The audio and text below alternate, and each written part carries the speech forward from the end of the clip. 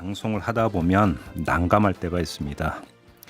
그냥 모른 척하고 아무 언급 없이 넘어가기에는 너무나 중한 사건이고, 그렇다고 세세하게 입에 올리자니 정말 너무 난감해서 그럴 수도 없고, 그런 일이 종종 벌어지는데요. 이번 건 같은 경우도 그런 것 같습니다. 20개월 된 아이에게 정말 몹쓸 짓을 하고 살해를 한 사건이 발생을 했습니다. 어떻게 이런 일이 있을 수 있을지 정말 참 기가 막힌데요. 배우 정보석 씨가 SNS에 글을 올렸습니다. 이 살해범의 신상 공개는 물론 중벌을 촉구하는 그런 내용의 글을 올렸는데, 잠시 연결해서 이야기 나눠보도록 하겠습니다. 나와 계시죠? 네, 안녕하세요. 예. 지금 SNS에 올리신 글을 보니까 회복할 수 없는 중벌이 내려지길 촉구합니다. 신상도 공개해야 합니다 하면서 제발이라는 표현까지 쓰셨던데요. 네, 화가 네. 많이 나신 것 같아요. 일단 화도 많이 났고, 예. 그리고 아이 생각하면 너무 미안하기도 하고요. 네. 정말 아무 저항을 할 수 없는 아이잖아요. 그렇죠. 네, 그런 아이를 상대로 일방적인 폭행을 하고 그 폭행의 도가 지나쳐서 결국은 살인까지 이어졌는데, 예.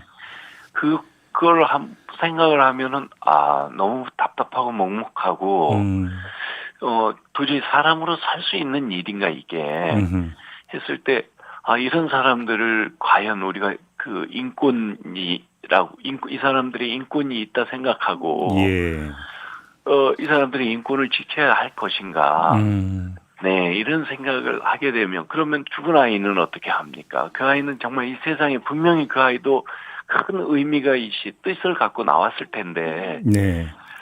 이 세상에 온 정말 그 의미 한번 자의적으로 펼쳐보지도 못하고 아무것도 못하고 다시 돌아와 버렸잖아요. 이거 생각하면은 너무 미안하고 너무 답답하고 화가 나는 거죠.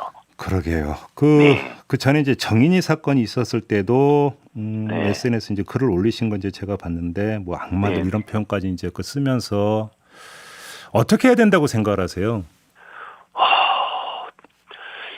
그러니까 우선 뭐 개인적으로 참 많이 미안한 부분이 그 부분입니다. 정인이 사건 때 저도 같은 마음으로 분노한 마음으로 지켜줄게라는 생각으로 같이 그 챌린지에 동참하면서 네.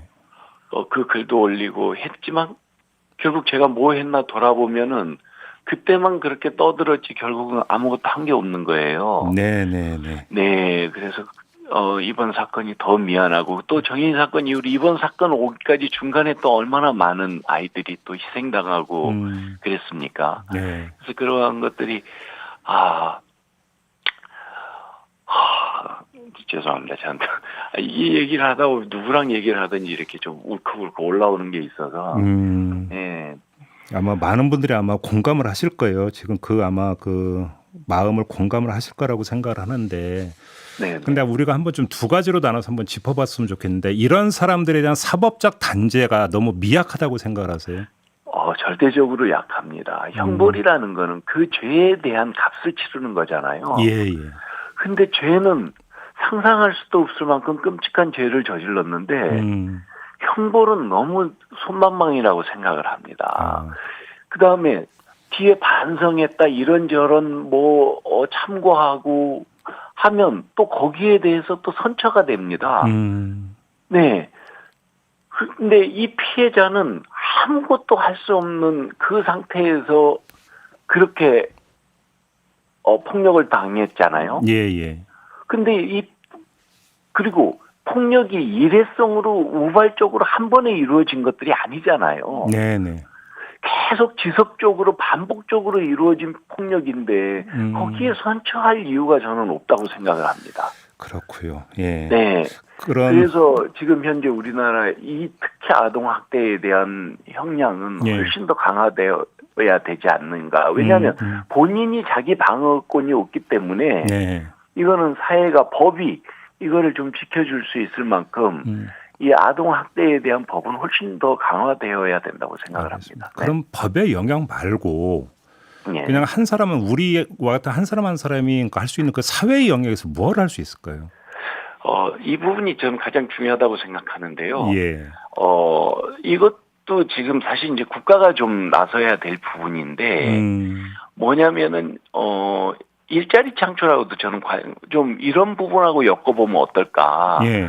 그러니까 사실은 이제 학대당하고 이 핍박받는 아이들의 환경을 보면 좀 비슷한 부분들이 많습니다. 네네. 네, 그래서 아이 출산 이후에 책임지고 이렇게 양육할 수 없는 환경에 있는 분들을 네. 국가가 좀 나서서 돕는데 이분들이 사회생활을 할 수 있게 아이 양육을 지금 은퇴하신 분들이라든지 네, 이분들은 사회를 오랫동안 살아오고 또 저도 이렇게 손녀가 생겨서 손녀를 키워보니까 자식 키울 때보다 훨씬 더 아이들에 대해서 많이 포괄적으로 보게 되고 너그러움도 좀 많이 가지면서 보게 되거든요. 네. 네, 그래서 이런 인력풀을 좀 활용을 한다면은 그러니까 노인들 무슨 휴지 줍는 아르바이트 필요할 수도 있죠. 네. 할 수도 있는데 그런 것들보다 오히려 이런 식으로 이런 가정들과 매치를 해서 아이를 좀 돌보고 어렸을 때부터 이렇게 매치시켜줘서 이렇게 할 수 있는 이런 것도 한번 생각해 보면 어떨까. 네. 그리고 좀 더 아주 본질적으로는 어려서부터 아이를 또 할 수 있는 돌봄 서비스의 어떤 이런 것들을 많이 좀 만들어서 확대해서 좀 급기야는 정말 원한다면 국민 누구나 원한다면 어떤 아이든 다 수용할 수 있을 만큼 이건 좀 확충이 되어야 된다고 생각합니다. 알겠습니다.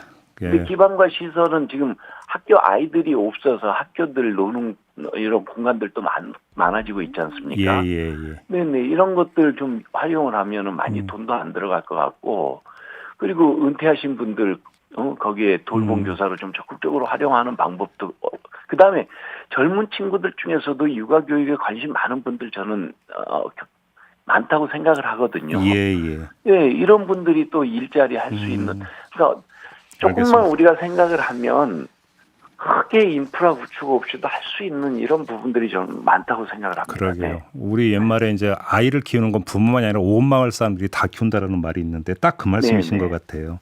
네. 알겠습니다. 오늘 말씀 잘 들었습니다. 네. 네, 지금까지 배우 정보석 씨와 함께했습니다.